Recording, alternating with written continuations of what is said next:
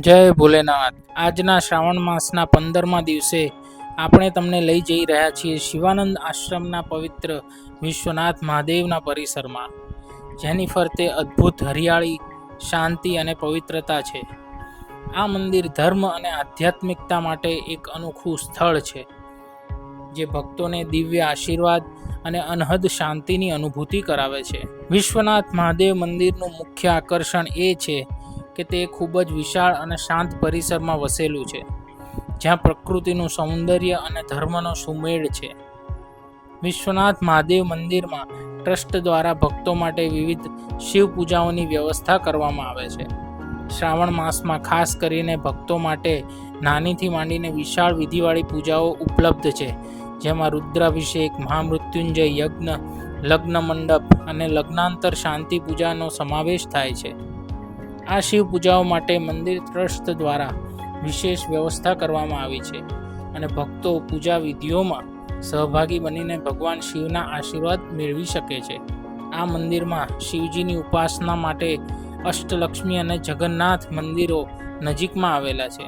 આપણે વિશ્વનાથ મહાદેવના આ પવિત્ર મંદિરમાં યાત્રા કરીશું, યજ્ઞકુંડની પવિત્ર વિધિમાં સહભાગી બનીશું અને અષ્ટલક્ષ્મી અને જગન્નાથ મંદિરના દર્શનથી પોતાની જીવન યાત્રાને વધુ પવિત્ર બનાવીશું। વિશ્વનાથ મહાદેવ મંદિરના પરિસરમાં જ આ જગન્નાથ મંદિર સ્થિત છે, જે ભગવાન જગન્નાથ, બલભદ્ર અને સુભદ્રાના ત્રિમૂર્તિ સ્વરૂપને સમર્પિત છે। આ મંદિર ઓડિશાના ભગવાન જગન્નાથ ધામની સ્મૃતિ કરાવે છે અને શિવ ભક્તો સાથે અહીં જગન્નાથના દર્શન માટે પણ ભક્તોનું આગમન થાય છે। જગન્નાથ મંદિરની સાથે સાથે અષ્ટલક્ષ્મી મંદિર પણ વિશ્વનાથ મહાદેવ મંદિરના પરિસરમાં આવેલું છે, જે માતા લક્ષ્મીના 8 સ્વરૂપોને સમર્પિત છે।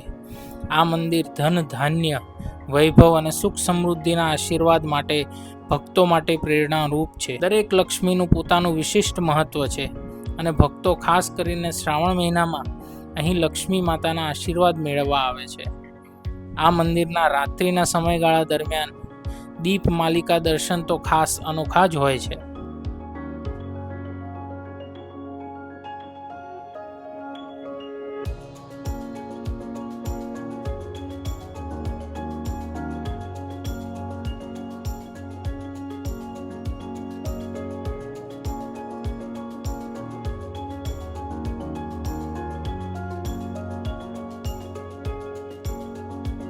તો આવો શ્રાવણ માસના આ પાવન દિવસે વિશ્વનાથ મહાદેવના આ પવિત્ર સ્થાનકમાં ભોળેનાથના આશીર્વાદ લઈએ અને આપણા જીવનમાં મંગળ અને સમૃદ્ધિ લાવીએ।